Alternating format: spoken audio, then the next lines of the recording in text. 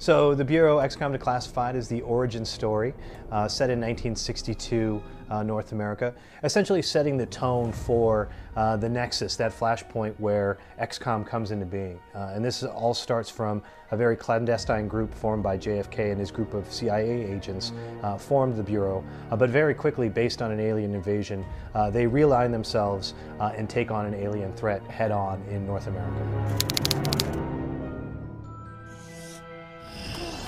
Well, every other XCOM game out there has been set in the near future, whether that was 1999 of the original game or sometime after 2013 for Enemy Unknown.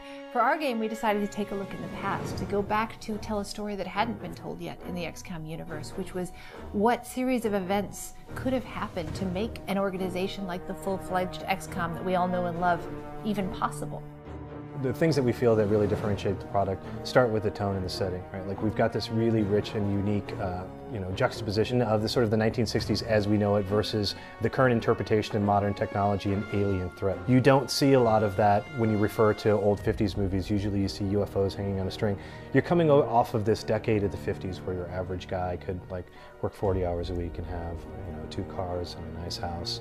And so there was this feeling that nobody wanted any disruption in their lives. So what is really cool to me is the fact that you can really, imagine in the 60s that there is a bureau, and that there was a bureau of some sort in that time period that was under the radar, completely unknown to the public, with similar goals to what we're communicating through XCOM, but just in a different light.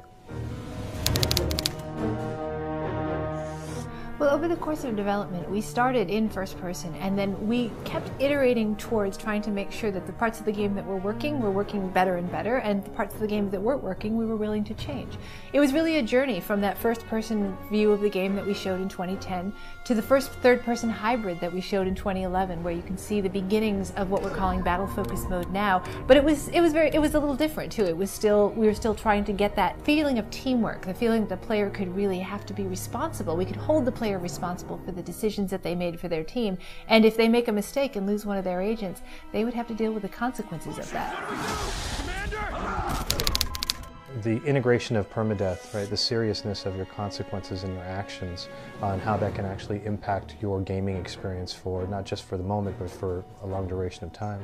And I think that it's been a powerful tool for us as we're sort of engineering and designing levels, as well as providing a real motivation to the player for utilizing the tactics and tool sets that we make available. You want the player to feel that the game is treating them fairly and not cheating them in the event that they lose a character because of poor design decisions. So when you introduce something like permadeath, it affects everything from the way that you engineer your levels, the way that you introduce characters, and you constantly have to be cognizant of where the player is in terms of their leveling and skill set at that particular time.